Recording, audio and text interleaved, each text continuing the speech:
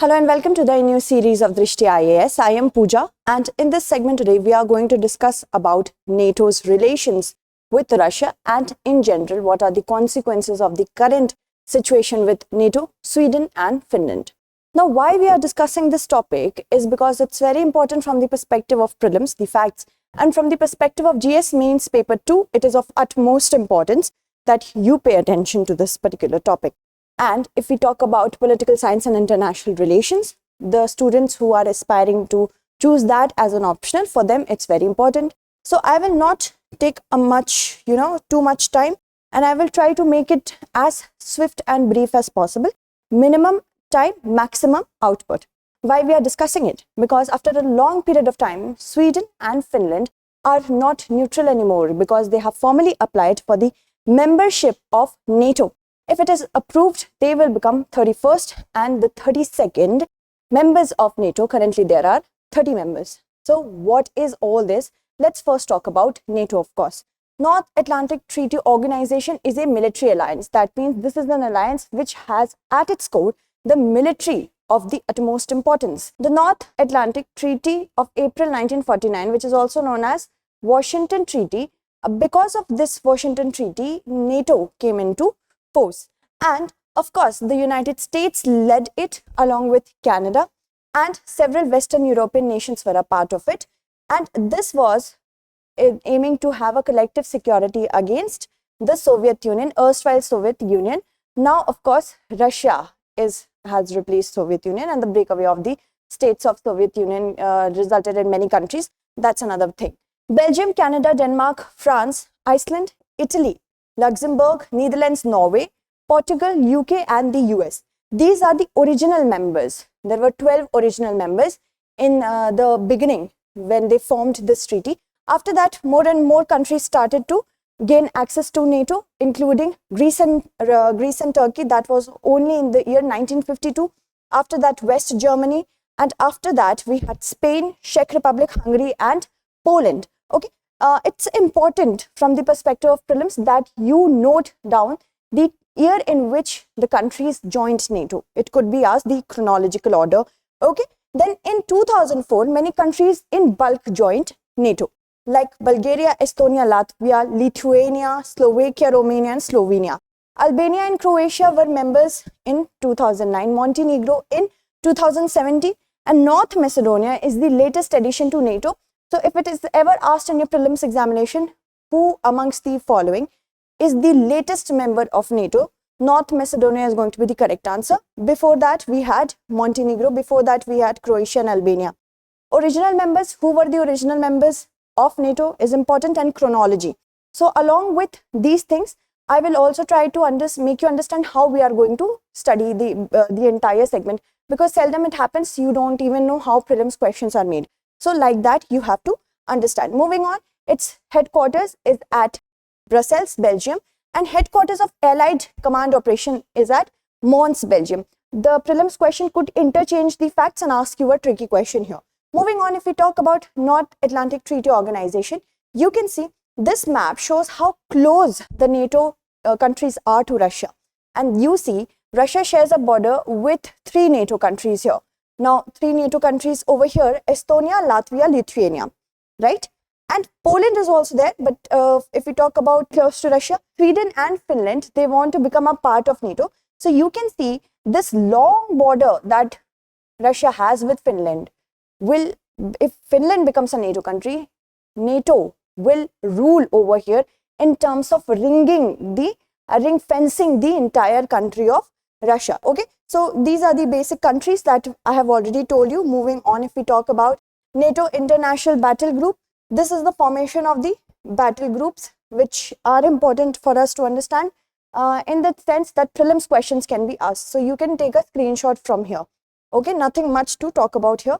Now, what is the first objective of NATO? Political objective is that it has an alliance with like-minded countries who are democratic in nature, who upholds minority rights, who are good at and great at, in fact, human rights, and who have similar mindset, democratic and open mindset. Then we have military objectives. That means military is at the core of this entire treaty, because if any of the member of NATO gets attacked, it will be considered as an attack on all the countries, and that is why military is of utmost importance. Then they can channelize the military. That is why the countries of Sweden and Finland, after February 24, when Russia invaded Ukraine, they have become extremely insecure and they have thrown away their policy of neutrality and started inclining towards NATO. And Article 5 of the Washington Treaty, or under a United Nations mandate, alone or in cooperation with other countries and international organizations. This is something, Article 5 is at the heart of the entire treaty, and it has been invoked only one time only, and that was the 9/11 attacks. And since then, never it has been invoked again. So Article 5 is the commanding article of the entire treaty that we have to be concerned with. Next, who all can have membership of the NATO? It's open to all European countries. A functioning democratic political system is there. Prelims question could be asked, which of the following features are necessary to gain access to NATO? Okay, so these options can be given. Choose the correct answer using the following code.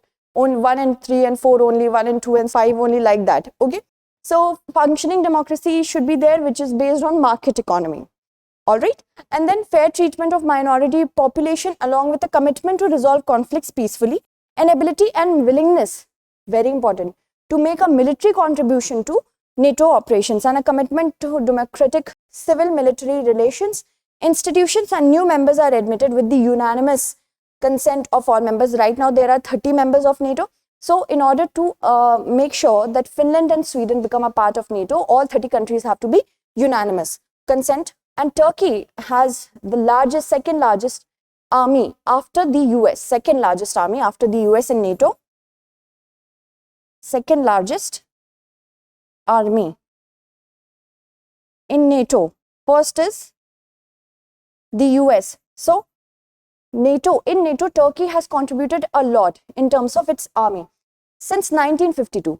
And Turkey has objected to the applications of Finland and Sweden. Why?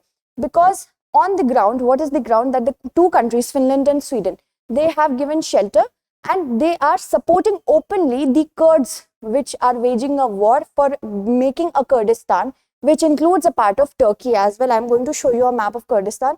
This is their area, aspiring area of becoming Kurdistan. So Kurds, according to Turks, you can say the country of Turkey, and you see in Iraq as well, they want to become a power with respect to their nation region. Iraq also has a part of Kurdistan, their aspiring region. For Turkey, you can see a huge chunk of Turkey.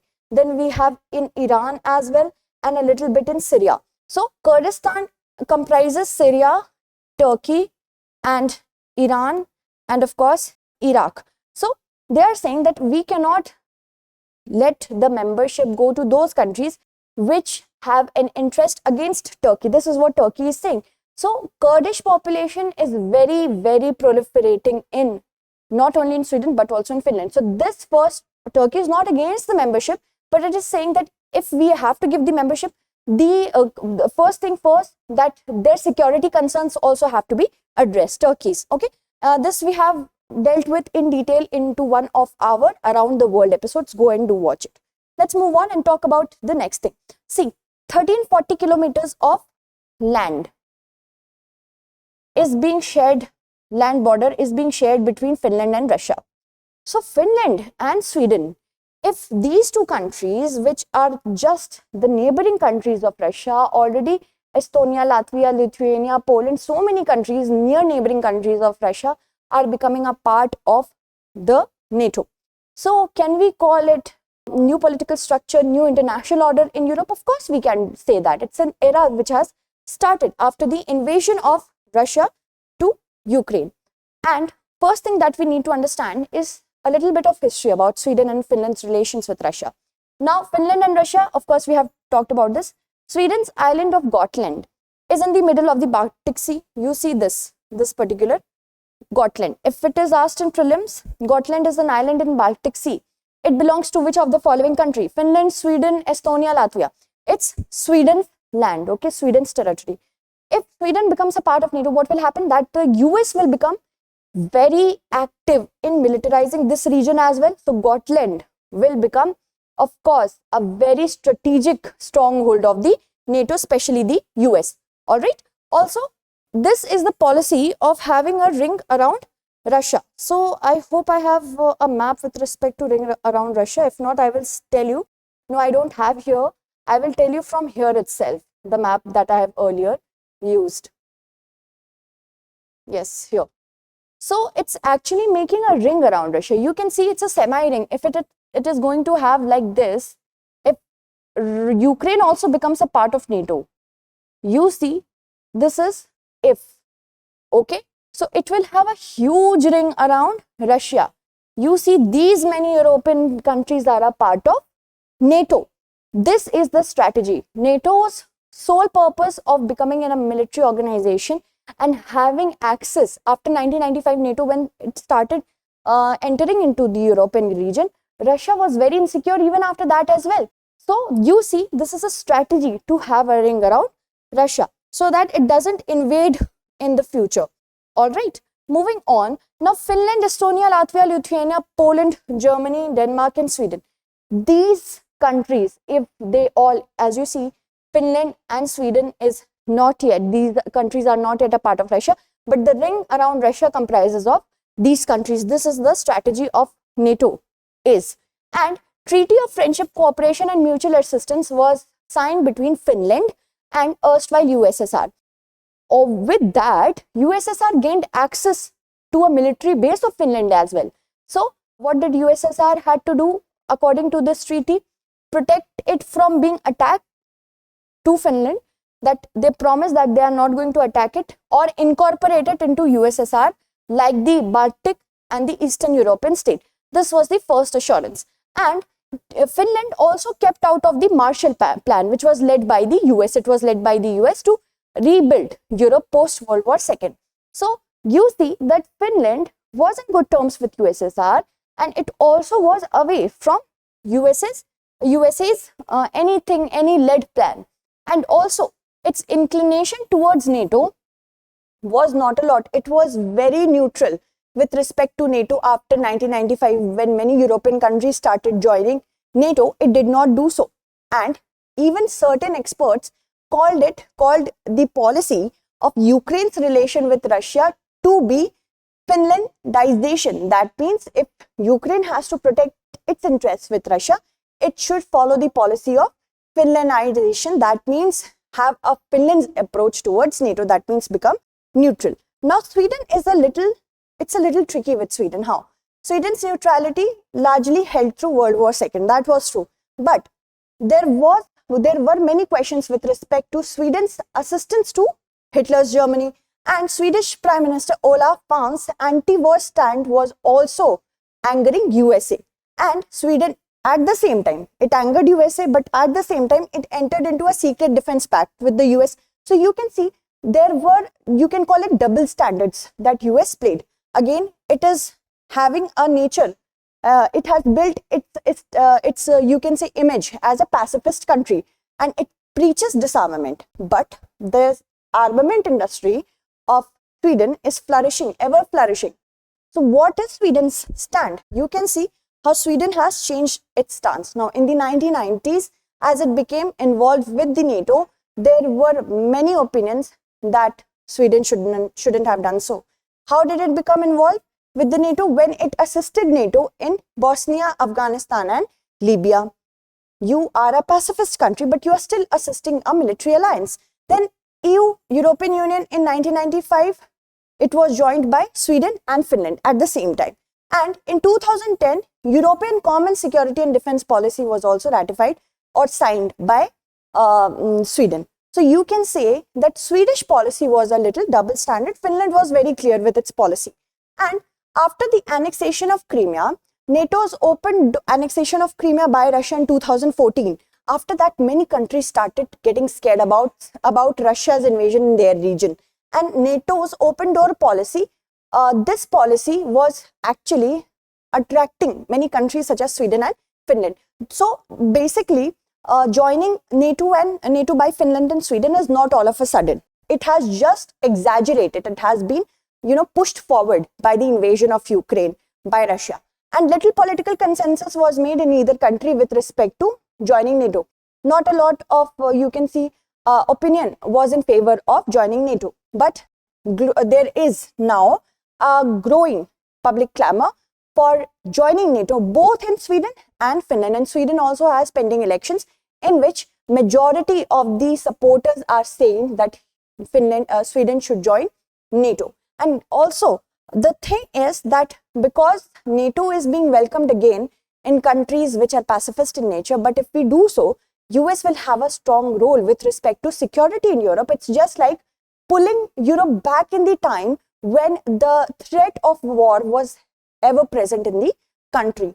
And deterrence against Russia is weighing much harder than any other factor. They don't care if US has a stronghold. They do not care if Europe is going back in time when war was ever present. But the weight, it has been balanced against the factor that when Russian President Vladimir Putin, he said he wouldn't invade Ukraine. So there